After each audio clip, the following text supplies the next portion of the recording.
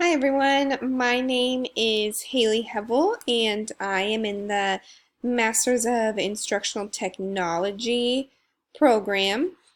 The gains that I hope to get out of this class is learning how to better my message design and really just learn more about instructional technology and how I can better myself in the field and potentially help coworkers as well.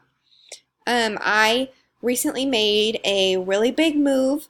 I moved across the country, sort of halfway, I guess, from Oklahoma to Washington State.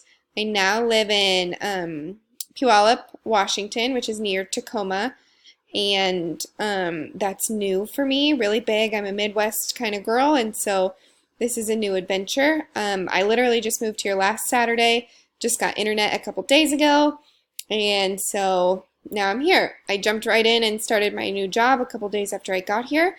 I am teaching first grade this year and I have open house on Thursday.